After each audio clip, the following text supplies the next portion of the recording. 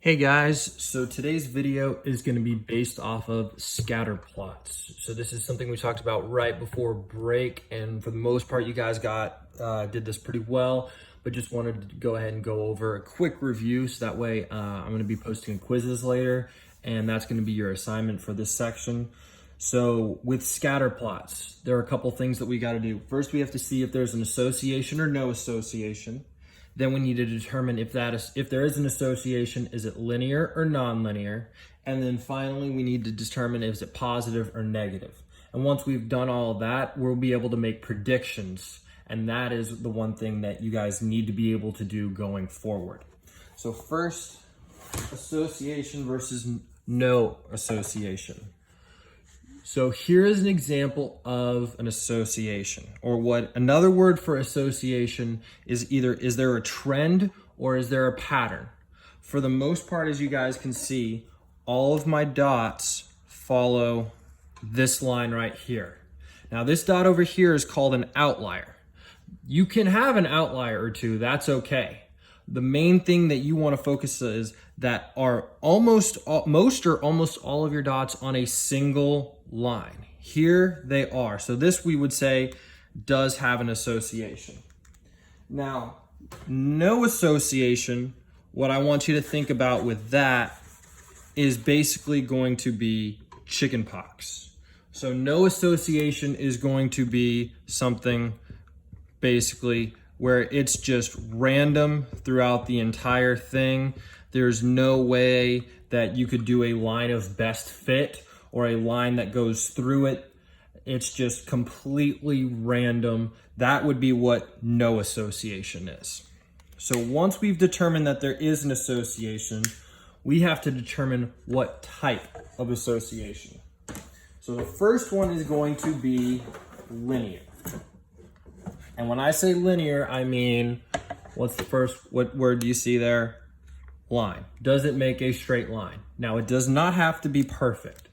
So in class, I introduced to you guys the term linear-ish, right? That's from Mrs. Blakely. So that means that it kind of looks like a line. It might not be perfect, but for the most part, all of your dots are on a single line. I also use the example. So when you were in kindergarten, you guys lined up, bubble in your mouth, hands behind your back, perfect straight line on your way to lunch. As 8th graders, you guys were all in the hallway, talking to each other, socializing, but you guys were all in the hallway headed the same direction. So as long as it looks similar, or you can see that pattern, it is going to be linear. And here we have a straight line. Now, a nonlinear association is where we have a pattern that is not a straight line. So for example, here, this is an exponential curve, which you'll get into in Algebra 1. As you guys can see, there is a pattern of my dots. However, it curves and is not a straight line. So this is non-linear. That means we have a pattern, but it's not a straight line. And so that is the second thing that we need to do. And last, if we have, usually it is going to be with a linear relationship, either a positive or a negative association. So just like you guys read, left to right, we read our graphs the same way. So as you can see, if I go left to right, there is my line of best fit, and it is going up and to the right. So this would be a positive linear association. A negative linear association would look like this. As you can see, we have, for the most part, we have our straight line, and it is going down and to the right.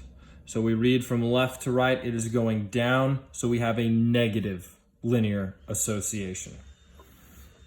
Now, the last thing we're going to do is making predictions. So if I gave you the scatter plot, let's not do there, let's do here. That looked something like this. And we'll make each one of these worth 1. So we have 1, 2, 3, 4, 5, 5, 10, 15, and 20. And over here, same thing, 5, 10, 15, 20. So let's say this is number of days, and this is how many books you've read. So if I said, based off of this graph, I want to give an estimate for how many books the average person is going to read after 20 days. So if I look over here, I don't have any dots for 20 days. So I have to draw my line of best fit for the dots that I've been given. So for your line of best fit, your goal is to split the dots. So in other words, you want about as many above and below. This does not necessarily have to go through the origin, but it looks like it, for me, it is or is going to be very close to going through the origin. So if I split my dots, I'm going to say it goes something like that. Okay? So then I can come over here and I can connect it. So at 20 days, I see where does it hit my line? Right about here.